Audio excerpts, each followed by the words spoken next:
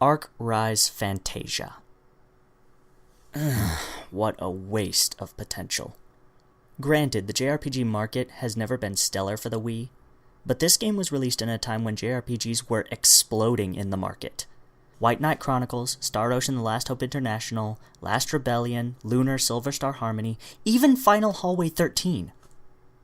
With a July 20th release date in North America, this game even came out in the same month as some of the better JRPGs. Persona 3 Portable on the PSP, and Dragon Quest IX Sentinels of the Starry Skies on the DS. But this game is astonishing in its laziness, and the story reaches levels of pretension nearly surpassing Evangelion.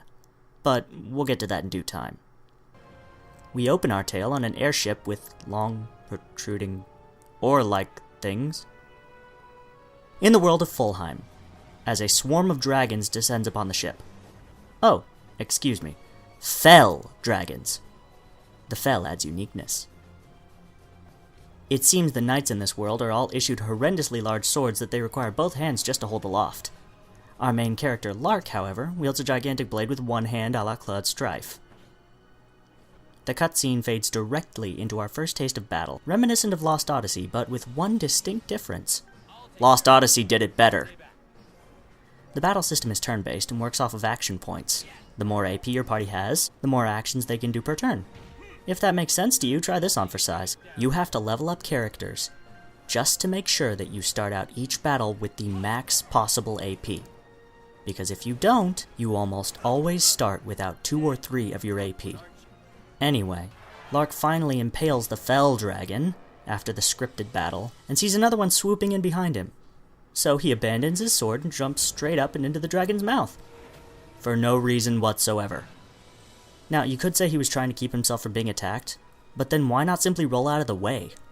The cutscene even shows that the dragon was going to fly right over his head, so he jumped into the enemy's mouth. Because plot, I guess. He tumbles down to the planet below and survives, somehow, only to see that the dragon is about to explode. Oh yeah, when slain, fell dragons explode, poisoning the land around them. Which begs the question why the kingdom sent them out to fight them in the first place, knowing their victory dooms thousands of innocent people and the very world itself. Suddenly, one of the worst headaches in the game swags up and soothes the detonating beast with a lullaby, making it evaporate harmlessly into the air. This is Rifia, the diva of noirism. If all these words are starting to confuse you, buckle up because it only gets worse from here. Now, the elephant in the room. The voice acting in this game is some of, if not the absolute worst I have ever had the displeasure of submitting my eardrums to. Granted, it has its good moments, but the sheer lack of emotion, the horrible pauses and mispronunciations, the overacting when there's no underacting, it was just plain awful. Lark is voiced by Brett Coleman and Rifia by Kunimi Andrea. A weirdo? A derogatory term for a strange person. Huh? What is wrong with you? There are worse to come. God help me. But they will wait. For now, Lark decides to take Rifia somewhere safe.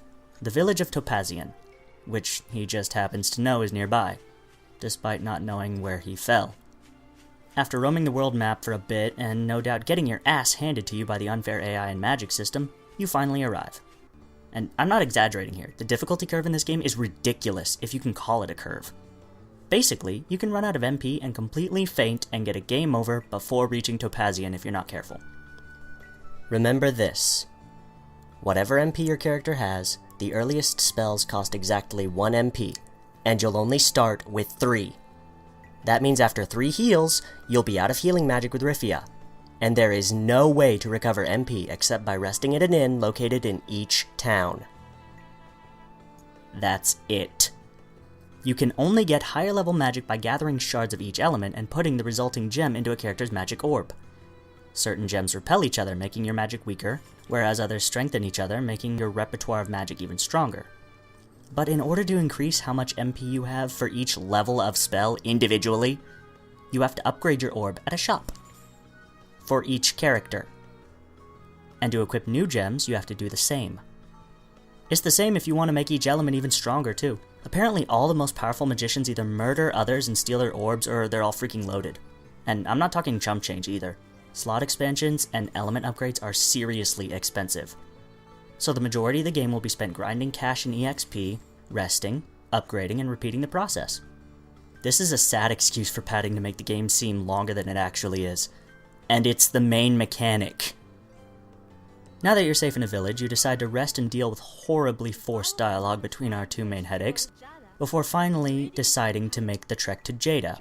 Only after running into Alf, that is. The prince and next in line to the throne. Convenient. You may have noticed that small prompts appear on screen randomly that trigger small conversations between characters. Exactly like skits from the Tales series, a much more popular JRPG series. As a rogue myself, it's always good to see that thievery is still alive and well. Upon arriving in Jada, you stop by the military base there to ask for advice about what to do with Rifia, seeing as she is a diva from an enemy land. It's here that we run into the worst voice actor in the bunch. And I dare not exaggerate that point. Nico is by far leagues, entire continents, galaxies worse than anyone else in the entire game. Ah! Help me! I don't want to die! Help me, Mr. Lark! Bane of my existence. But suddenly, plot happens. It appears a necromancer is overrunning the town with his undead minions, and you have to protect the citizens. So after all your grandstanding heroism, the boss chases you to the tower in town, the place where they have a rogress, basically the summon spirits in this game, imprisoned in order to keep a steady stream of Ray to prevent the Empire from running out and becoming vulnerable to Olkina, the home of Olkineism, or the Termillian Republic, the home of Noirism. Alf breaks the seal on the tower, a big no-no, in order to help everyone escape from the Death Chanter. After a small dungeon segment, you finally encounter Sima, the Rogress of Deliberation, and the game begins disappearing up its own ass. Lark and Rifia touch hands by chance and start glowing, Rifia proclaiming that Lark must be the chosen one she was born to meet, a child of Issa. She begins singing for no reason whatsoever. Sima talks to Lark and says he has chosen Imaginal's law, offering himself the Logos of Deliverance to assist the child of Issa. Lost yet? Yeah, me too. You finally get payback time with the Death Chanter, who is still unfair, even with the newly gained power, because the fight is scripted. The poor bastard runs away after you get to use Sima, promising to kill you later, and the only thing you can do is complain about how your empire will run out of Ray now, rather than just celebrating your victory. Gotta shoehorn that angst in somehow, right? Our group of heroes returns to Diamant, Lark's hometown, where we are brought before the Emperor because Nico snitched Alpha out. Slimy little bastard. After a lengthy bullshit session with Vice, we meet Adele, Lark's other love interest. We also encounter his sick mother. It turns out Lark has been doing jobs for the Empire in order to pay for her treatments. His house is paired next to Master Zamuel's. Oh my god, gay grandpa! I mean, interesting choice of attire. Very colorful.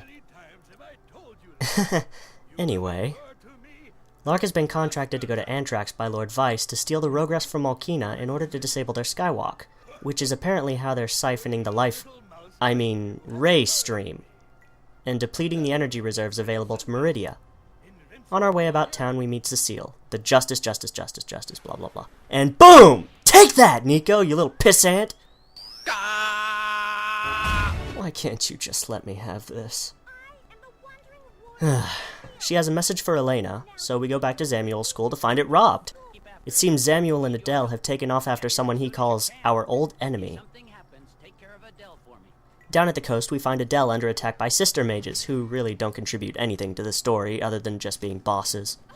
And we steal a boat to escape after Nico nearly gets Lark killed. Are you seeing why I hate this guy? But at least we get my favorite character, Serge. This guy is the ultimate ladies' man rogue, complete with long hair and daggers. At this point, the game introduces another mechanic, the ability to equip different costumes on your characters. Sounds cool, right? But it is completely useless. They do change your physical appearance, yes, but only in the menu. Great mechanic, guys. Bravo. Now we crash into a coral reef and move on. We briefly trek to the Kopin village, yet another ripoff of the Tales series. this time in the form of the Cheagles from Tales of the Abyss, and they operate the same as Mew, only they can only be used in certain situations, rather than just spewing off Sorcerer's Ring flame all over the place and seeing what works. Finally, at Anthrax, we venture to the Ray control device and smash it up, and deprive the entire area of its energy. We're the heroes, aren't we? Oh well, gotta run now that Dinos the Death Chanter is back on our tail. Surge trips Nico, nearly getting the pissant out of my hair for good. And while I normally would condone this action, this is bizarrely cruel for Surge, and completely unwarranted, and it goes unexplained. But what I love is the editing here. He trips Nico, goes to save him, Alf ends up saving him, and then when they cut back, Surge has him instead. Fucking what? The soldiers kidnap Adele, and guess what, guys? Now the main story's about to begin! I have noticed one cool thing about this game. Every character has their own unique weapon type. Lark uses greatswords, Alf uses rapiers, Cecile uses her fists, Rifia uses staffs, Nico uses guns, and this new character who's about to join us, Leslie, uses guns. Oh, that does not bode well for Nico. The party chases Adele to the top of a shrine, where it turns out she is the Diva of Volcanism, the followers of Real's law. Also, Alf must be high or something, just listen to this.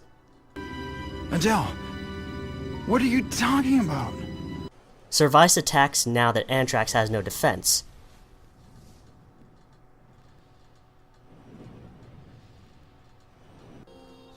And Adele summons Gertab, the Logos of Domination. And now Adele becomes a total bitch. Hope you got enough of her happy, loving attitude before, because now you will hate her for the rest of the game. Gertab attacks Vice, then Sima attacks Adele to protect Vice, and it's shown that Alf is another child of Issa. I guess I can do that. So Surge, Leslie, and Alf take off with Adele. And the only cool members of your party are now gone. God, this game just loves hitting me where it hurts.